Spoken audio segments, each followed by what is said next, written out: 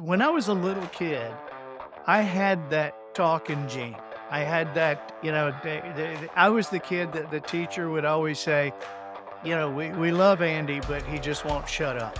My mom would always say, don't play with that stick, it'll poke your eye out. And I'm 6 years old and I'm thinking, you can't poke your eye out with a stick. You can poke it in. And so I would see the same things everybody saw and hear the same things everybody heard, but it would just mean something different to me. But when my parents died, I ended up under the pier and met Jones. He started me reading real books, and specifically biographies, and I ended up reading over 200 biographies of these happy, influential, great people. But I would read these and I would start to think, were they born this way or is it something they did? Because I knew if they were born this way, I was out of luck. But if it was something they did, what did they do and how long did it take them to do it? I identified 7 things, 7 principles that these people had employed, some of them on purpose and some of them just kind of arbitrarily. But these people had these 7 things in common. And so I started applying these 7 things into my life.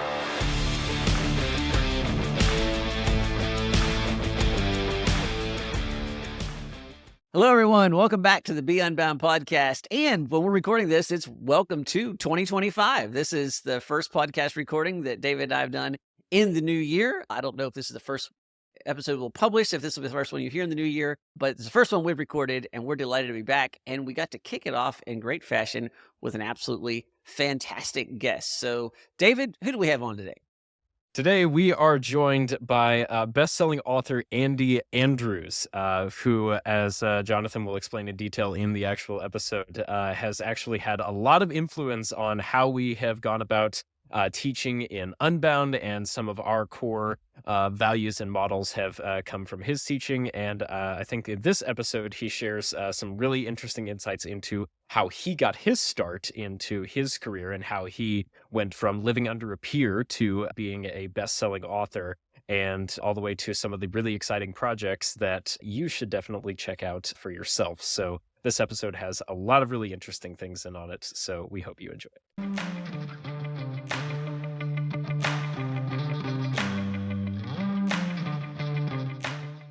Well, welcome, Andy. We talk about the fact that sometimes we have people who are extraordinary at ordinary things on the podcast, but this time we have somebody who, I think I would be okay calling you extraordinary. So we really are delighted to have you here. And welcome to the Be Unbound podcast. We're delighted to have you on, and thanks for making the time for us today. Thank you, buddy. I'm honored to be here. I'm really a great admirer of you and the work you do, and so just honored to have the time to spend with you. Well, Andy, I was thinking the other day, I listened to a podcast that you did on your Professional Noticer podcast, and you said a bunch of things, and I got done, and I thought, now, did I agree with everything that he just said because I thought of it and he agreed with me? Or did I agree with it because Andy already said it and I heard it, and that's why I thought of it in the first place? And it's probably the latter. So I tell people there's an awful lot of Professional Noticer Andy Andrews influence in Unbound. And I told Andy the first time I met him, I said, you have a big impact on an organization you don't even know exists. Many, many years ago, I have a dear friend, Dean Showalter, and I'll just say his name because he probably listens to the podcast and he should get some credit for this. He introduced me to your podcast, and I'd listened to that, and that was the first I heard of you. So I went out and I got some of your books, and then I'm a big library guy, so I got some of them from the library, and then I went and bought all of them. So I don't always do that, Andy. So I think I own everything that you've got published, and at least one that was out of print. I got returned to Sargent Springs. I had to get it off of a used shelf somewhere, and read those. And it has been a major influence on my thinking, on the way I sort of approach things. And that has definitely crept into some of Unbound. So it's really cool to have you here as kind of in a strange way, first time podcast appearance, but you're kind of a legacy guest for us in terms of your thinking. So it's fun to have you on the show. Wow, that is very awesome. I need you to call my wife and tell her that. Tell her, see, I'm pretty decent. Yeah. And anytime you need a little boost like that, you just let us know and we'll do that. So, well, no, I appreciate the kind words. You have an awesome title, Andy. You call your podcast The Professional Noticer, and you call yourself The Professional Noticer. And I think that's a really neat title. I think it's actually accurate as well. But for our audience, why are you the Professional Noticer? How did you get to become the Professional Noticer, Andy? Well, I was schooled by the original Noticer, and I wrote a book called The Noticer, and it's about an old man that I met when I was really homeless. I was about 20 years old, and my parents had died when I was 19, and I was living under a pier on the Gulf Coast, and I met this old guy late one night under my pier, scared me to death. We called him Jones, not Mr. Jones, just Jones. And we had seen him in and out of town, and we didn't really know where he went when he left town. We didn't know where he stayed when he was in town. But he was the first person I ever had who kind of told me the truth about myself and pulled no punches and smiled while he talked. And he called himself a noticer. He said, when God was passing out talents, I didn't get the cool ones. I can't run fast. I can't sing great, but I notice little things that make a difference in people's lives.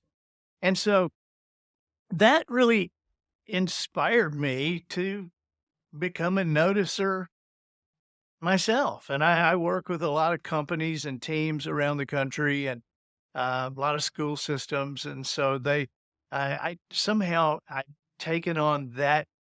They've said, well, you're like a noticer. I said, well, I'm not like the original noticer. So they're like, yeah, but you're a professional noticer. You make your living doing it.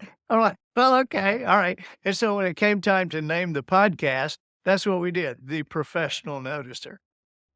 That's neat. I love the story. I should just commend here, you should read The Noticer and then the sequels that came afterwards, just because there's some more of the stories there. And those are fascinating books. I'm curious, Andy, there's obviously a gap between Jones comes along, you move from the pier, right? For the record, Andy's no longer living underneath the pier. And then you do some things, and then you get to a point where you're an in-demand person in a couple of really interesting ways. You're a professional speaker, you're an entertainer, and then you're an author, you're a consultant, those kinds of things. I've always been interested in the gap there. What were some of the steps, where you went from like living under a pier to like, I can notice things, and the things I notice people want to hear about. I'm kind of curious what I don't know, that training process or maybe that sort of involvement, how did that happen? Yeah, that is a curious story because, when I was a little kid, I had that talking gene. I had that, I was the kid that the teacher would always say, we love Andy, but he just won't shut up. And I was a thinker. I thought parallel. My mom would always say, don't play with that stick. It'll poke your eye out. And I'm 6 years old. And I'm thinking, you can't poke your eye out with a stick. You can poke it in, poke it out. You got to run it up through your nose, up like this. And so I would see the same things everybody saw and hear the same things everybody heard, but it would just mean something different to me. And and so when life went on and I didn't know what I was going to do when I grew up, but when my parents died, I ended up under the pier and met Jones. He started me reading. Um, I had really always been a Sports Illustrated Field and Stream kind of person, but he started me reading real books and specifically biographies. And I ended up reading over 200 biographies of these happy, influential, great people. And when I say great people, I always think, do they do biographies of any other kind of people? I guess not a loser section. They're called memoirs, I think. So, probably, but I would read these and I would start to think, what is it about them? How did they turn out like this? Is it something, were they born this way, or is it something they did? Because I knew if they were born this way, I was out of luck. But if it was something they did, what did they do, and how long did it take them to do it? I identified 7 things, and I called them things. I didn't know what else to call them. I knew they weren't characteristics, they weren't ideas, they weren't theories. Turned out they were principles. So there were 7 principles that these people had employed, some of them on purpose and some of them just kind of arbitrarily.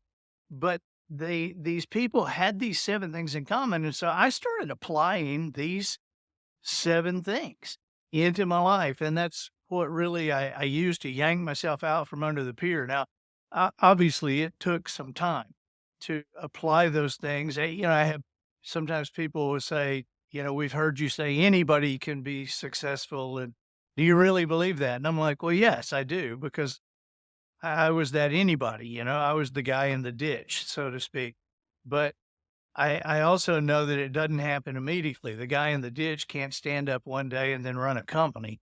There's a lot of change that has to be involved. And so I was curious about, where did that change? Where do you find that change? Where do you find that good sandpaper that you can rub the rough edges of yourself off with? And that comes with a thinking mindset. And so these 7 things, these 7 principles became the 7 principles that I used.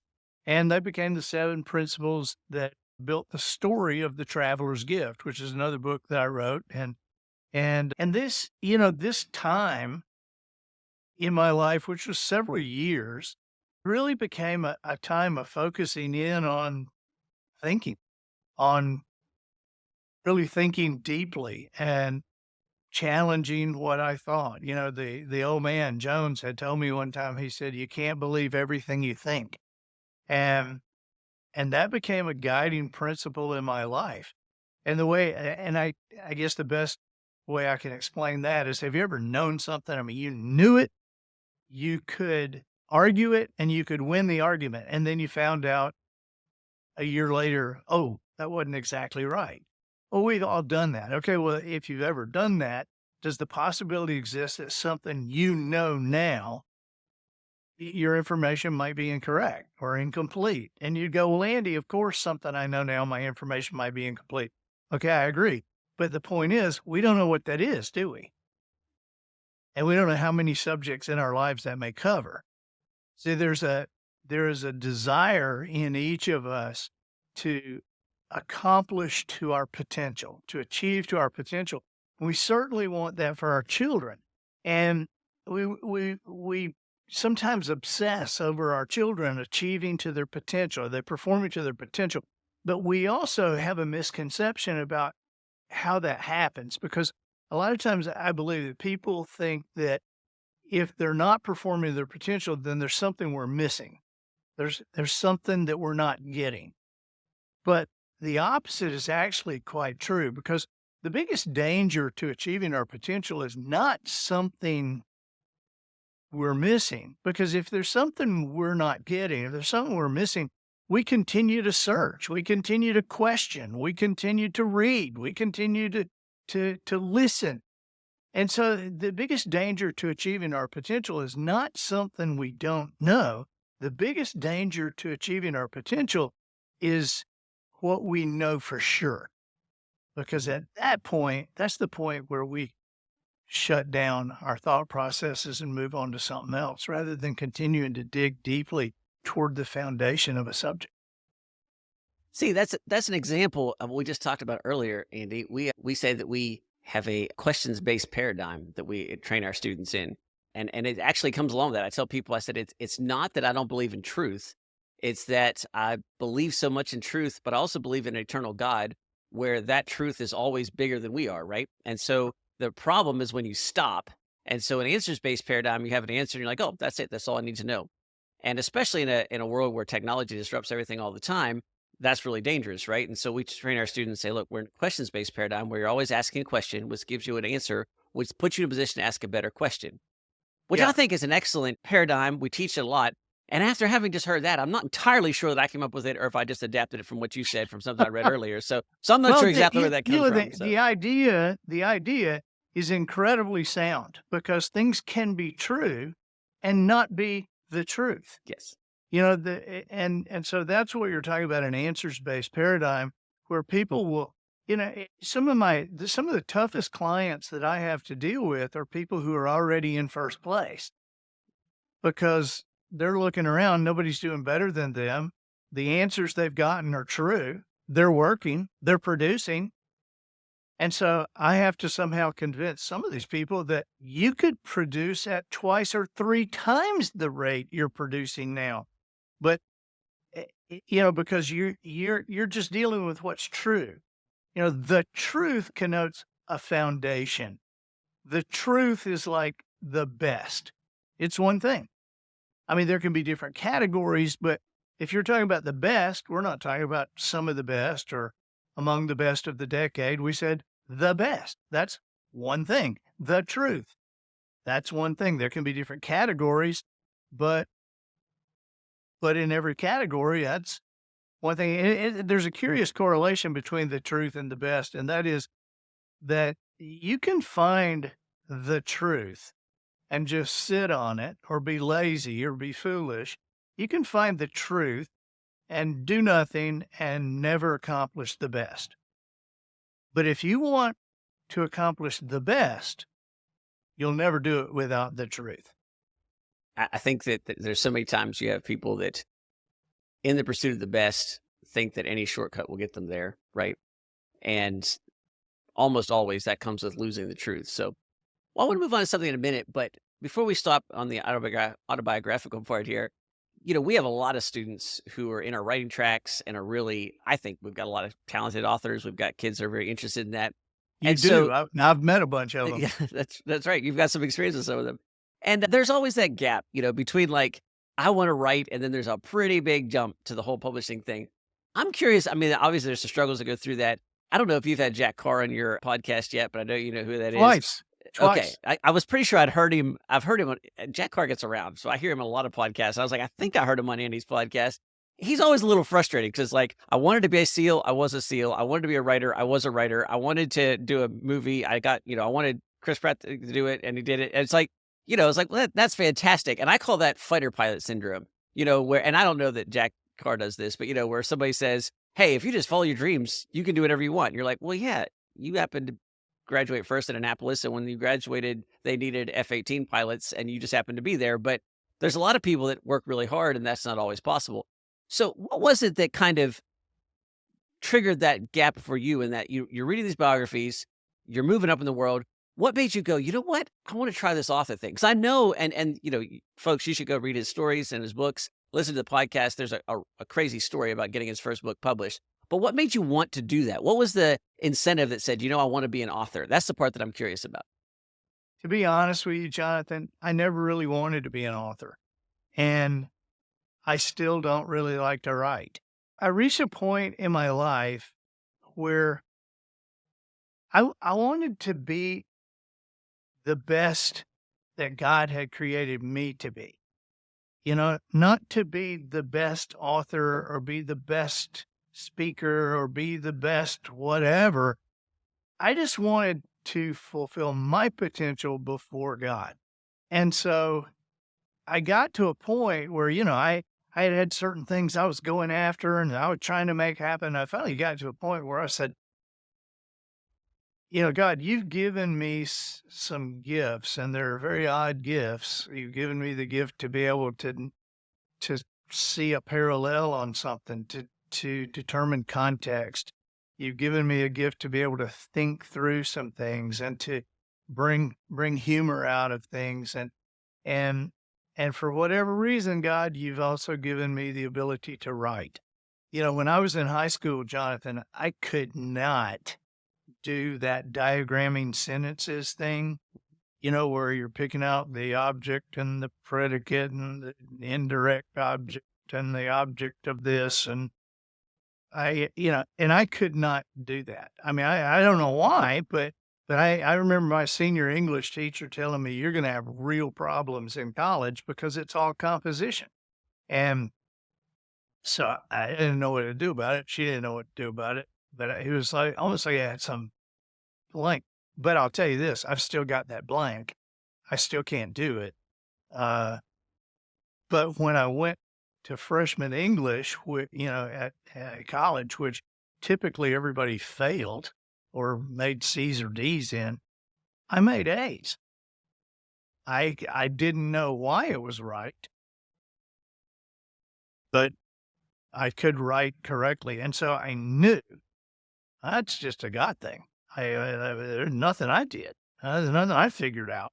I can do it. And I said, I started praying, God, help me to understand things you want your people to understand.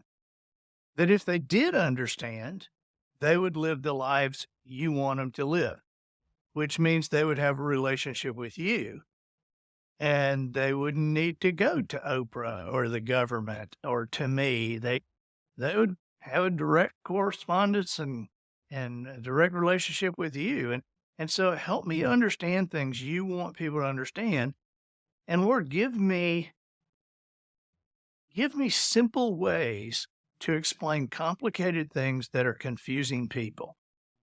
And and so I feel like God honored that prayer. Now, I got to tell you, it's still writing is a discipline to me because people say, "Oh, you must just love being a writer." Well, I love being a writer because I love giving books to people, and I love talking about books, and I love thinking about books, and I love signing books. I love making my living with books. But do I like writing books? No. I mean, every time I sit down in front of the computer, there's only 50 things I can think of I'd rather be doing. And so I have to discipline myself to write. I've been given a gift to be able to do it, but it's like mowing a lawn to me. Yeah. There's like a really fascinating point there, Andy, that I think is worth drawing out is that when that you said that you weren't really drawn to being a writer for the sake of being a writer, you were just seeking to live out the calling that God had given you in whatever way that turned out. And I think that is a real encouragement. That could be a real encouragement for especially the parents of a lot of young people who might be listening to this, because that's a very common misconception for a lot of young people, is that I have to be able to find the thing that I really want to be able to do, and all the stars have to align. And Jonathan, the way you put it one time is I have to be able to be hit by passion lightning, and I have to be able to go into a career and do all of these things. But You what know, yours? you're exactly right because it's an odd thing. I talk to parents a lot of times who are desperately concerned about their children, that their children are, somehow not fitting into a mold that would allow them the opportunity to go into an employment position or something. And and I looked at it. I looked at it like this. I said, God, I know that I fight against your will. I know I do. Because even when I pray, I'm like, God, I want your will to be done. I want your will to be done. And then I'll get up and go, but don't touch my kids. Cause if you touch my kids, you're going to have a problem. And, or I'll be like, God, I want your will to be done. Your will, whatever your will for my life is, Lord, your will. Amen. And I would also like a boat. Sometime before I die, God, your will and a boat. Because if I could have a boat, your will would be so great. And so I knew that I fought against that. And then Psalm 119, somewhere, I think David says, God, help me to want your will so I can follow your will more closely. And I thought, wow, David didn't even want God's will. And he was a man after God's own heart. But he was smart enough, wise enough to say, God, help me to want your will so that I can follow your will. And so the thing that occurred to me is that is there any way, I mean, the things that we can imagine as the best house to live in or the best way to live or the best thing. I mean, is there any other way? I mean, who has a better imagination, us or God? Probably God. Okay. And so when we're imagining the best for us and God is imagining his best for us, how big is that gap? And so why should I insist on my best? Why should I insist on what I imagine to be the best just because I don't know what God is imagining his best for me is? And so my thought is there would be no happier life than to be existing in God's will. And so somehow I got to give up that thought of what college degree says you have to do this and how you have to become this and what you do this. And if I am faithful to listen to God and follow his promptings and be humble in my approach, nothing could be better than living in God's will. And just because I don't happen to know what his best for my life is tomorrow, I'm fine today. I'm good today. There's a huge kind of truth encapsulated in that. I just had a conversation with a friend over break, actually, and we were walking, and I said, I feel like there's a constant struggle with this balance of wanting more, being ambitious and dreaming and doing those things. And that's great. And that keeps us from stopping and sort of, there's always a desire to press forward. And yet saying at the same time, and Lord, if this is all there was, I'm very happy. And there's something that's difficult there, but there's also something awesome. And I can say that, well, I certainly do not exist that way all the time. I also can say that there are places where, I get up in the morning and I think I've got 27 things that are just really big ideas that I'm really excited about. And yet I look around, I pick up a little kid, I watch a bigger kid and I go, it's pretty fantastic right now. And we talk about that a lot, even with Unbound, is that, we dream about all these things, and we also dream about times when we don't have so many problems of, this challenge or that challenge or the next challenge. And there's also times when we go to an event and I just look around and I think, wow, just the ability to sort of sit and to enjoy that. So, well, Yeah. Andy, when we met you, we came down to Gulf Shores. You were gracious and came and spoke at our event for us. And then you invited some of us back, and it was prompted by an interesting question. And I can't remember how this got set up, but you spoke. We had one of our students in our audience, Andrew Chen, if you listen, I know you asked this question. And it was something about how do you prepare for or for revival or for renewal? Or it was a question that sort of led into that. And you gave a great answer there. And then you said to me, can you bring your team to my office? Because I have a wider answer for that.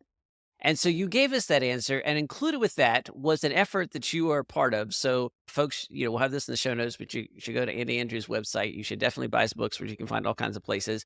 But you should also learn about something called Wisdom Harbor. And in our conversation, you kind of introduced us to Wisdom Harbor and said, this is one way that I'm setting the ground for that. Can you repeat some of that conversation? Because that has stuck with me ever since. I've thought about that a lot. I'd like for our audience to know about Wisdom Harbor, but I'd also like to know about that kind of idea that you had behind Wisdom Harbor. Yeah. Wisdomharbor.com is an online, it's a streaming service that is extremely affordable, that is being used with schools. It's being used in a lot of homeschool situations and with a lot of families. And our stated goal is to create America's next greatest generation by creating conversations between adults and younger people. And so it's hard to describe what it has become, because it's become this massive presence that has history and English and science and biology and health and culinary arts and music and writing. And it just, I mean, there are 20 different docks. Every harbor has a dock or two. And so Wisdom Harbor has 20 docks, and you can get on to explore the different topics, and they're presented in, fascinating ways. A lot of the history is presented in a format called Bet You Didn't Know. And then we got a new, I don't know if you've seen the new game show, and it's kind of a take on the true or false kind of thing, where we use history or some current events, and we'll look right into the camera and tell a story, and you have to determine, is that true or is that false? Is that real or is that not real?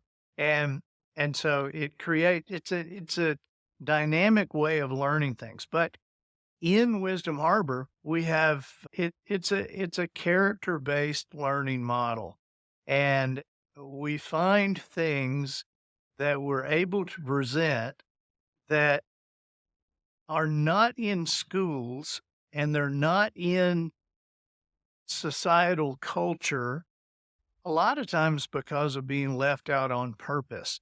My One of my greatest examples is on the audiobooks dock at Wisdom Harbor. We take some old classics and we re-record them, but we re-record them in more modern language. Just it doesn't change the story at all, but it changes that you can actually hear it, that you can actually listen to it. And one of those that we did was Robinson Crusoe, the book Robinson Crusoe. And everybody feels like they know that story just because Robinson Crusoe is like a famous story. It was written in 1617, I think. And there've been a bunch of movies and everybody feels like they know the story. But until you've read the book or heard the book read to you, you don't know the story of Robinson Crusoe. And that book was actually responsible for a great awakening in Europe. And it was used as a fictional account of a guy who ran away from home against his parents' wishes, went to sea, ended up on a desert island.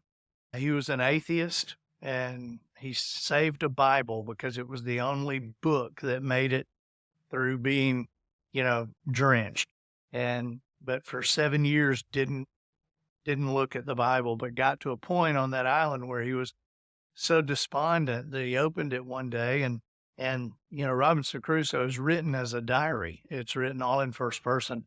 And he says in there, I opened up that Bible and I put my finger down, and I can't remember exactly which verse it is, but he says, at that moment, I knew there was a God. I knew he was here with me, and I knew there was a purpose for me being on this island. And so the whole story evolves from that to the point of when Friday, his man Friday, when he saves the guy from the cannibals, he and Friday can't speak to each other. They speak different languages, and after several years, they are coming to be able to communicate. And in the book, it says, I sent Friday to the other side of the island one day because I wanted to be alone with the Holy Spirit to ask, how can I explain to Friday that Jesus died on the cross to save Friday?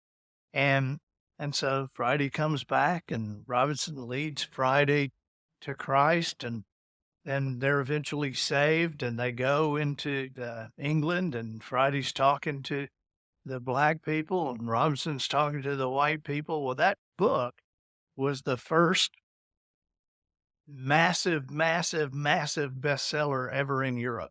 And that was a book that prompted the Great Awakening. Well, that fact has been totally forgotten. And now Robinson Crusoe through Wisdom Harbor is in the libraries and schools, being listened to by families.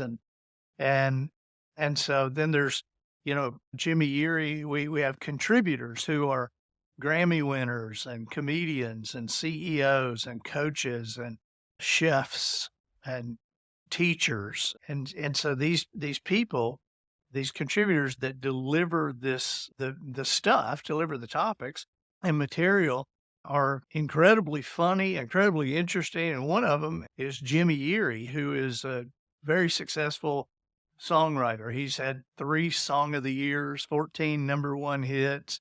He's the one who wrote I Drive Your Truck. He wrote I Called Mama for Tim McGraw. And so Jimmy gives guitar lessons on Wisdom Harbor. And they're like 10-minute, and they just follow a process. And so there's 20 something of them on there right now. We release one about every 6 or 7 weeks. And so there are people all over the world learning guitar from Jimmy Erie on Wisdom Harbor.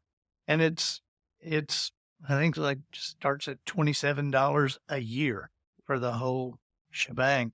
And so I would really, really urge you to make that as a de facto gift to some families that you know and to some school situations that you know, and to make sure that your family has that in common. If you're a grandparent, make sure that your children and grandchildren have access to that and that you guys are watching, because the content barges come in on Wednesday and Saturday. And so we're always fascinated at how these things create conversations. And that's what we're wanting to do, because kids and adults don't have a lot to talk about together anymore. And so we're making dinner table talk cool again. Well, I would describe it to the audience and say, think of something that has the depth of YouTube almost. I mean, obviously it's not that much content, but there's more content that you're going to sit down and watch in an evening. If all that content was the stuff that you would be delighted for your children to watch, and it was produced at sort of the highest level production value. This is not an amateur night where somebody stuck up a cell phone and said a couple things. Every piece of content on Wisdom Harbor is done by people who are obviously professionals. And that we have a guy that has worked for us as a filmmaker and now does still contracts with us and does some of our films. And he teaches our filmmaking track for Unbound. And what he attempts to teach his students is to be able to produce films with undistracting excellence.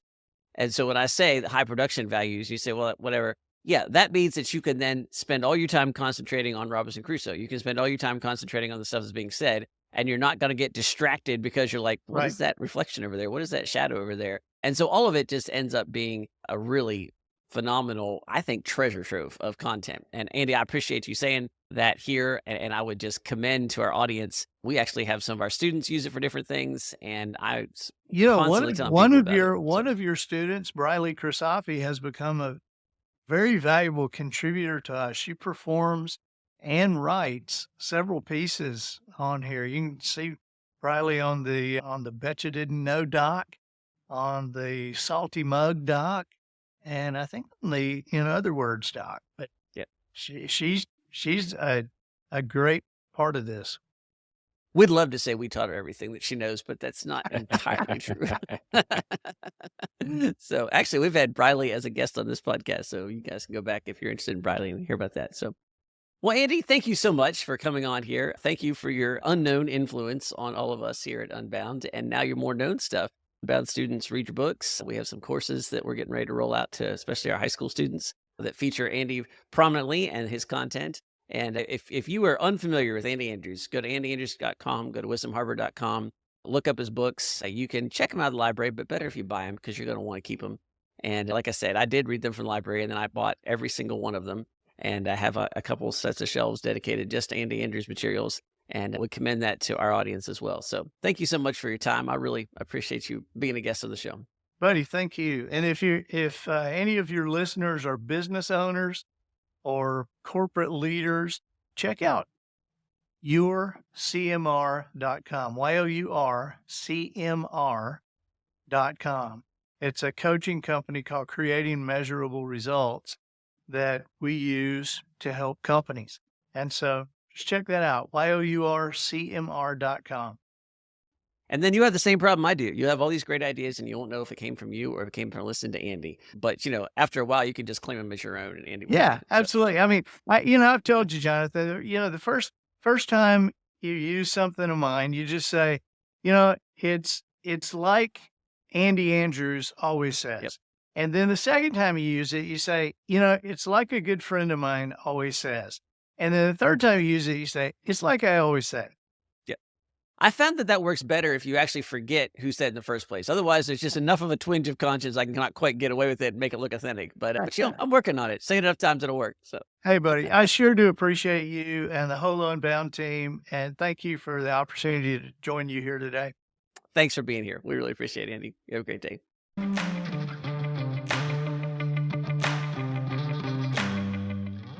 Well, David, Andy's probably the first genuinely famous person that we've had on the podcast in terms of the fact that he is a New York Times bestselling author. He's actually famous for a lot of other reasons as well, and lots of people know him.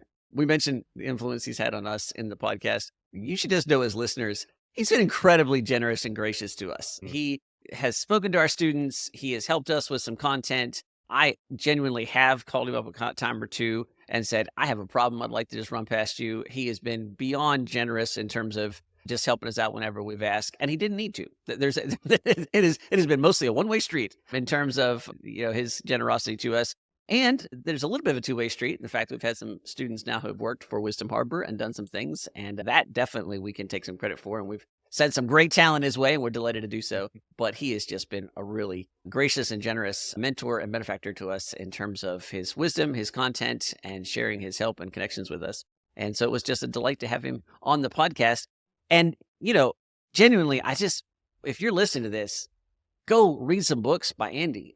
If you're a family, sign up for Wisdom Harbor. I don't recommend stuff on the podcast very often. Maybe we've never recommended stuff on the podcast. This one I can do absolutely, and do it with just a grin, knowing that if you follow up and you read some of his books or you subscribe to Wisdom Harbor, you're just going to thank me for it. And so consider this to be a completely shameless plug.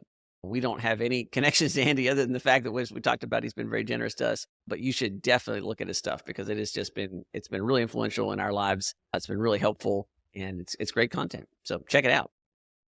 And speaking of shameless plugs, I think that one of the standout points that Andy had was when he was talking about how paralyzing it can be to try to find work that you're passionate about. I think that is something that we pretty shamelessly have definitely adapted some of the principles that he's talked about into our Voyage course that you can find on our website. And so if you want to hear more content about details about how to find work that you're passionate about and that it actually serves the will of God and isn't just floundering around looking for passion lightning to strike you, just like we were talking about in the episode, that's a great place to start. And you can find that out at bmbound.us/voyage.